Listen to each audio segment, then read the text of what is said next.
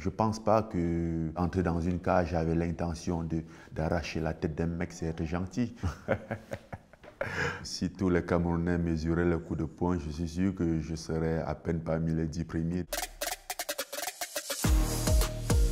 Bonjour, c'est Francis Ngannou pour le carrière highlight de GQ.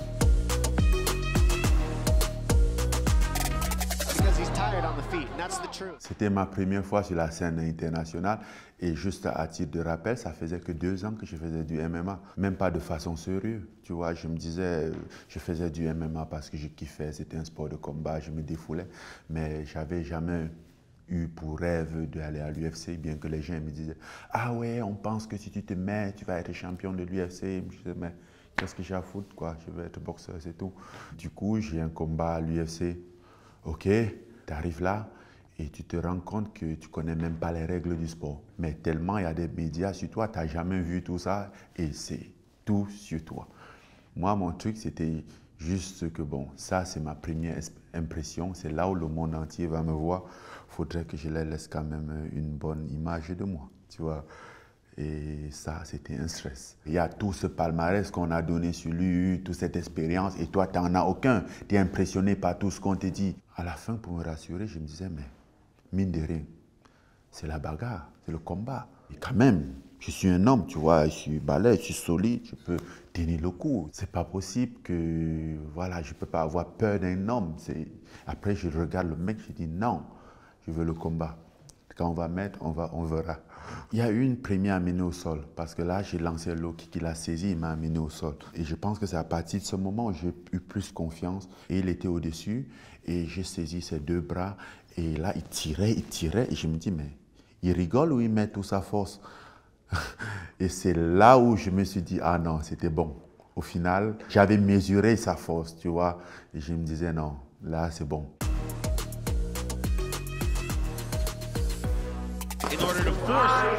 Ce combat, je pense que c'est l'un des combats où j'ai le plus préparé, tu vois, parce que j'avais déjà combattu Stipe 3 ans auparavant et j'avais perdu contre lui à la décision. Ce soir-là, j'ai appris tout ce que j'avais fait de mauvais. Et je me suis dit, je serai prêt la prochaine fois. Je le connaissais, j'avais mesuré sa force, tu vois, j'avais quand même pris pas mal de coups de lui. Je connaissais le poids de son poing, je connaissais un peu tout. Alors il était juste question de me préparer à ça. Et ce jour-là, quand je suis arrivé à ce combat, la revanche, il était hors de question qu'il me gagne. J'étais prêt. Je ne suis pas allé pour le mettre KO. Je me disais, je savais que ce combat, il avait plus de chances d'arriver à la décision. Mais les choses, ils se passent très vite lors d'un combat. Même quand il tombe KO, parfois, tu ne vois pas, tu es en action. Je ne réalise pas qu'il est déjà KO. Tu vois, c'est l'arbitre maintenant parce que je suis dans le feu de l'action. Ce qui me vient à l'esprit tout à coup, ce n'était pas le fait que je suis champion du monde. Champion du monde, c'était ma façon à moi de prendre la revanche sur la vie, ce qui était la mienne. Et ce à quoi je pense, ce n'est pas au fait que je suis champion du monde, mais c'est au fait que, putain, cette vie-là, pour finir, je l'ai mieux raclée. Ça ne m'avait pas encore percuté que j'étais champion du monde. Je me rappelle, je suis rentré même chez moi avec la ceinture et avec des nuits où je me réveillais pour aller au salon parce que je l'avais mis au salon. Et je vais vérifier, je vois la ceinture, je dis, ah oui, oui, je suis champion du monde au fait. Tu vois, il fallait que je me lève de mon lit pour aller vérifier, je n'étais pas sûr. Voilà, ça a pris du temps.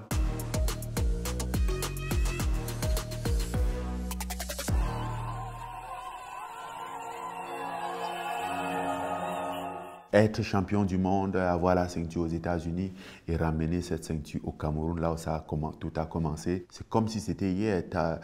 T'as pas l'impression qu'il s'est passé des années entre les 2 moments, tu vois. Ça a l'air pas réel, tellement beau que ça a l'air pas réel. Je regarde ces gens, eux tous, je me vois en eux, je connais leur quotidien, je connais leur vie. C'est exactement ma vie de ce que je te parle de peut-être il y a 12 ans. Il faut savoir que quand je commence au Cameroun avec mon rêve de boxe, d'être boxeur, je suis traité de fou parce que ce n'est pas possible pour un Camerounais, surtout partant de là où je suis.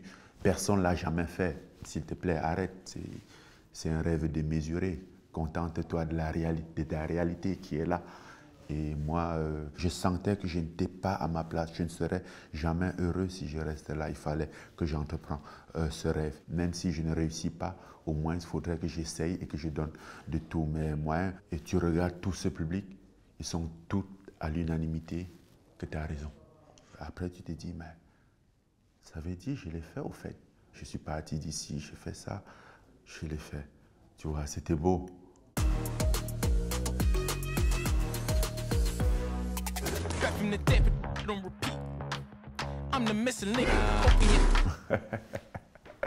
C'est pas un truc qui me fascine beaucoup. Ok, c'est beau, mais c'est quoi, tu vois, j'arrive pas à y concevoir. Et surtout que je me suis aussi rendu compte que généralement, ce genre de choses peuvent rendre une personne peut-être pas feignant, mais un peu t'affaiblir si tu te bases sur ça.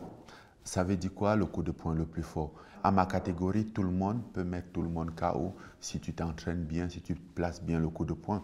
Alors, le fameux Teddy Atlas, je ne sais pas si tu connais, qui était un grand coach de boxe, il dit You can have the biggest missile in the world without having a delivery system, and that doesn't mean anything. Donc, tu peux avoir la plus grosse missile du monde si tu n'as pas un système de délivrer cette missile et que tu peux toucher ta cible, ça ne sert à rien. Du coup, avoir le coup de poing le plus fort, je pense que ça n'a pas beaucoup de valeur par rapport à celui qui va être précis, qui doit avoir un pourcentage de réussite, de précision plus élevé, tu vois. Donc, ce sont des axes que moi, je mise beaucoup sur ça parce que je sais que j'ai déjà la force nécessaire pour mettre tout le monde KO. Mais je suis allé dans des combats où je n'ai pas mis l'adversaire KO parce que je n'ai pas pu le toucher. Alors, ce que j'aurais voulu, c'est le toucher, plus que d'avoir le coup de poing le plus fort.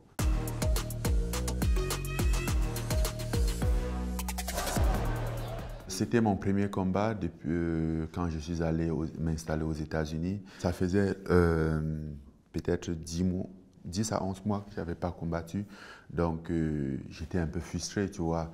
Et aussi le fait qu'il y avait eu beaucoup d'échanges. Alistair Overeem qui chauffait un peu, qui racontait comment elle a déjà attrapé les prédateurs et que le 2 décembre, il va aller encore attraper un autre prédateur. Et moi, j'avais toujours la réplique, je lui disais, attention, c'est pas parce que tu as joué avec des bébés animaux dans un zoo que tu crois que dans la jungle, ça va se passer pareil. Je lui ai dit, samedi soir, tu vas faire dodo. Parce qu'il parlait beaucoup, il bavardait beaucoup et j'avais envie de fermer sa gueule. Et moi, j'ai un moyen de lui répondre, tu vois. J'ai l'opportunité de lui répondre tel que je veux. Et de façon respectueuse, de façon martiale, ça devait être ma réponse. C'était aussi un moment pour moi parce que je savais qu'il fallait que je passe par Alistair Overeem pour arriver à l'étape suivante. C'était celui qui était à travers moi et la ceinture. Donc il fallait que je le dégage d'abord pour aller vers ce qui est mon objectif. Mais ce combat, je me rappelle, lui, il savait déjà. On savait déjà, j'avais déjà cette réputation dans le milieu en termes de KO. Et ça se voyait que même s'il était un striker renommé, il ne voulait rien avoir avec moi en termes de striking.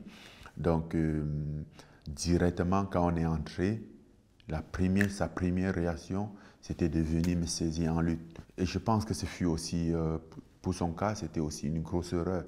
Parce que là, au corps à corps, j'étais capable de mesurer son poids parce que je l'ai tourné contre la cage, j'avais une telle facilité et j'arrivais à le contrôler et il s'efforçait. Et je le contrôlais sans toutefois mettre beaucoup de force. Et je me disais, ah oui, voici ce qui mesure, tu vois. On dit size him up. Je le mesure, je dis, ok, là c'est bon, physiquement, non, ça va quoi, je gère.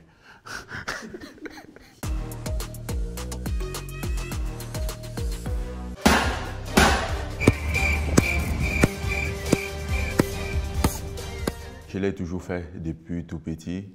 Et c'était aussi parce que j'aimais faire les abdos, des trucs, et ça faisait partie de ça.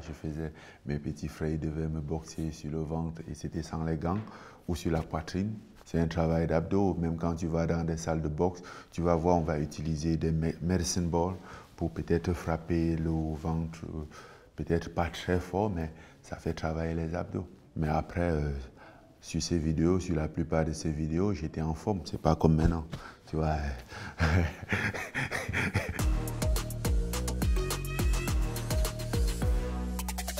Superbe ce qu'il a fait là. Ce combat, il représentait beaucoup plus qu'un combat ordinaire. Ce combat, c'était pour moi une façon de répondre au système auquel je me bats. Ce soir-là, j'étais là, je combattais Cyril Gane, mais je combattais plus le système que Cyril Gane qui était mon adversaire.